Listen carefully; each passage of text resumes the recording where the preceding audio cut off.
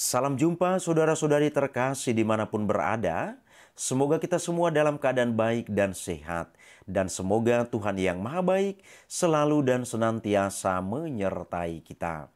Saudara-saudari, pada sesi ini saya mengajak kita untuk melihat mengapa Yesus dibaptis. Barangkali kita sebagai umat beriman Kristiani, pertanyaan ini sudah sering kita pertanyakan. Ada yang menanyakan secara langsung, ada juga bertanya tetapi menyimpan pertanyaan ini dalam hati ataupun dalam pikiran kita masing-masing. Saudara-saudari, sebelum kita melihat jawaban tentang mengapa Yesus dibaptis, saya mengajak kita terlebih dahulu melihat hakikat sakramen baptis dalam gereja Katolik. Saudara dan saudari, sakramen baptis adalah sakramen pertama yang diterima oleh seseorang yang hendak menjadi anggota gereja Katolik. Sakramen baptis adalah sakramen pertama dalam inisiasi Katolik. Inisiasi adalah penerimaan seseorang masuk ke dalam atau menjadi anggota kelompok tertentu. Pembaptisan membebaskan penerimanya dari dosa asal, serta semua dosa pribadi, dan dari hukuman akibat dosa-dosa tersebut, dan membuat orang yang dibaptis itu mengambil bagian dalam kehidupan Allah Tritunggal melalui rahmat yang menguduskan. Pembaptisan juga membuat penerimanya mengambil bagian dalam imamat Kristus dan merupakan landasan komunio atau persekutuan antar semua umat beriman Kristiani. Inilah kira-kira saudara-saudari hakikat sakramen baptis dalam gereja Katolik. Salah satu poin penting dari sakramen baptis ini adalah membebaskan penerima dari hukuman dosa-dosanya. Nah, maka wajar umat bertanya, Yesus dibaptis berarti mungkin Yesus juga punya dosa. Ini pertanyaan yang sah-sah saja datang dari umat beriman Kristiani. Maka pada bagian ini saudara-saudari, saya memberikan ulasan kepada kita untuk menjawab pertanyaan ini. Kiranya ini membantu untuk semakin memiliki pemahaman yang baik tentang mengapa Yesus dibaptis.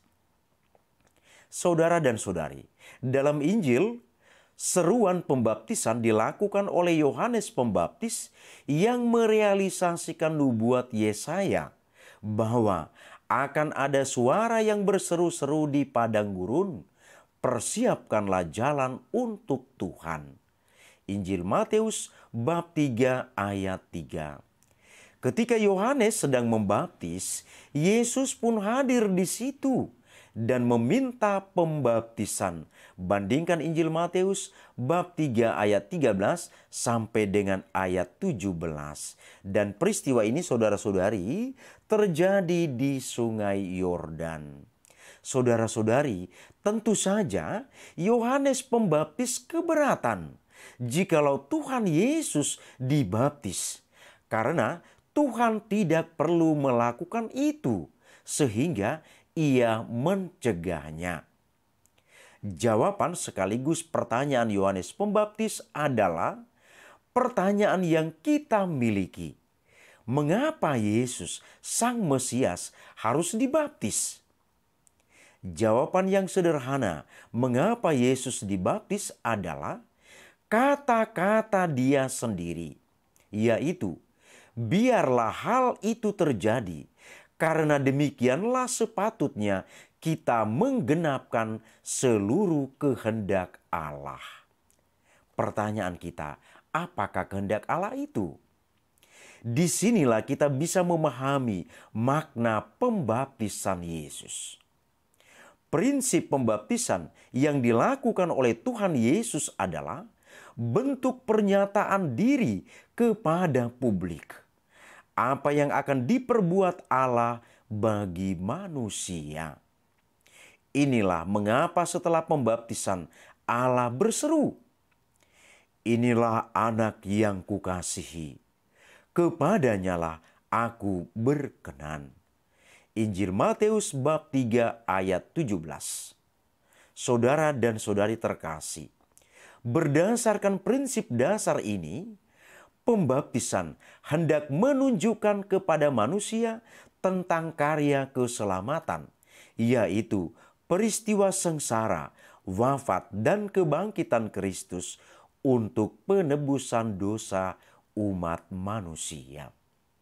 Sebelum pemenuhan hal itu, peristiwa baptis yang dilakukan oleh Tuhan Yesus memberikan penegasan bahwa Allah tidak meninggalkan manusia dan hendak memberikan belas kasih-Nya untuk membebaskan manusia dari dosa dengan menjadi sama atau merasakan hal yang sama dalam hidup manusia.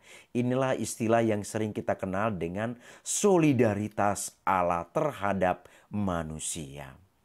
Saudara-saudari, Paus Benediktus ke-16 dalam karyanya Jesus of Nazareth menegaskan hal ini dengan menunjukkan pembaptisan memiliki korelasi dengan peristiwa salib, dengan mengatakan, dalam terang salib dan kebangkitan, orang-orang Kristen menyadari apa yang terjadi, yaitu Yesus memikul beban kesalahan seluruh umat manusia di pundaknya.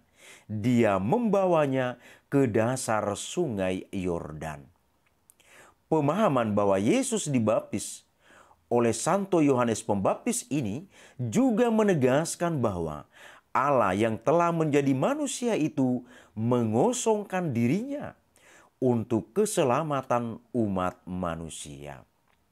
Pemahaman ini juga dimengerti oleh Santo Paulus dalam suratnya kepada orang Filipi yang mengatakan bahwa Kristus yang adalah Allah mengosongkan dirinya dan mengambil rupa seorang hamba dan menjadi sama sebagai manusia. Filipi bab 2 ayat 6. Selain itu, Bapak Gereja seperti Santo Gregorius dari Nisa memberikan penjelasan mengapa Tuhan Yesus itu dibaptis seperti manusia. Dalam homilinya tentang pembaptisan Kristus, Santo Gregorius menegaskan bahwa tindakan Kristus merupakan suatu ajakan, suatu contoh bagi manusia agar manusia menyucikan dirinya dari dosa dan kejahatan. Oleh sebab itu, pembaptisan itu adalah bentuk pemurnian dari dosa, pengampunan akan pelanggaran tindakan buruk yang dilakukan oleh manusia, dan suatu bentuk pembaharuan bagi semua manusia. Dan akhirnya, pembaptisan yang diterima oleh Yesus Kristus memiliki makna akan sakramen baptis. Pemahaman ini dijelaskan oleh Santo Thomas Aquinas. Dia mengatakan dalam tulisannya bahwa pembaptisan Tuhan itu adalah suatu cara yang dilakukan oleh Tuhan untuk menguduskan manusia. Maka itulah juga mengapa Tuhan Yesus kemudian meminta para rasul untuk melakukan pembaptisan. Pergilah, jadikanlah semua bangsa muridku, dan baptislah mereka dalam nama Bapa dan Anak dan Roh Kudus, dan ajarlah mereka melakukan segala sesuatu yang telah kuperintahkan kepadamu. Injil Matius bab 28 ayat 19 sampai dengan ayat 20. Demikianlah ulasan singkat saudara-saudari tentang mengapa Yesus dibaptis. Semoga bermanfaat bagi kita. Terima kasih, Tuhan memberkati.